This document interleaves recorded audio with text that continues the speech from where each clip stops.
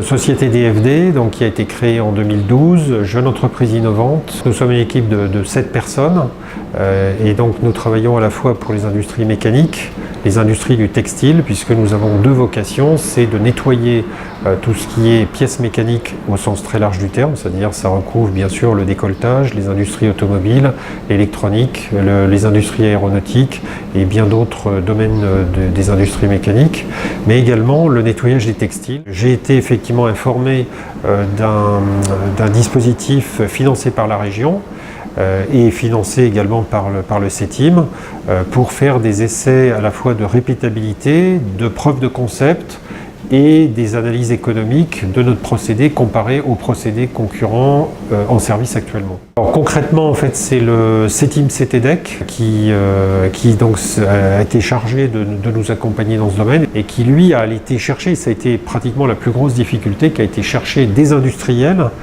acceptant de se prêter à l'exercice, c'est-à-dire de nous fournir des pièces à nettoyer, et dans le même temps de les nettoyer dans leur procédé actuel. Donc l'étude que nous avons réalisée avec d'éco-conception nous a permis de comparer en fait notre procédé à base du CO2 supercritique avec des machines classiques dites A3. Nous avons ainsi pu montrer que notre procédé était beaucoup moins consommateur d'énergie que les procédés en solvant A3, avec une consommation électrique diminuée de 40 à 50% par rapport à ces procédés. Nous avons également pu montrer que nous pouvions récupérer dans notre cas les huiles d'usinage. Dans notre cas, nous avons une huile propre et pure, huile que nous avons pu analyser notamment avec les laboratoires du CETIM aussi. Alors ce qui est intéressant avec notre procédé, c'est que nous avons à la fois des gains sur la qualité du nettoyage, mais aussi pour les utilisateurs et la société en général. En ce qui concerne les pièces, nous avons des qualités de dégraissage qui sont équivalentes, voire supérieures à ce qui peut être obtenu avec des solvants organiques classiques, solvant A3 ou du perchloréthylène.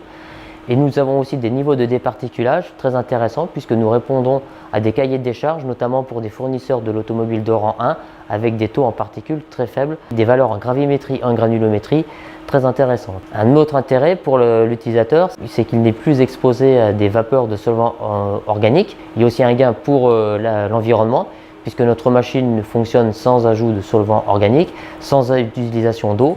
Compte tenu du coût global d'organisation de ce type de projet, ça serait à la fois très compliqué de ne pas avoir d'interlocuteur extérieur pour le faire. Et le CETIM a permis justement de structurer en fait notre projet de développement de la machine qui a été développée ici. Et donc ça a permis de faire quelque chose qui est à la fois performant et qui est rentable. La valeur ajoutée, elle est évidente. C'est-à-dire que sinon, de toute façon, on ne le ferait pas. C'est aussi simple que ça. On ne pourrait pas le financer quand on est une jeune entreprise innovante. Et puis, de toute façon, on ne l'organiserait pas parce que ça ne serait pas organisable, tout simplement.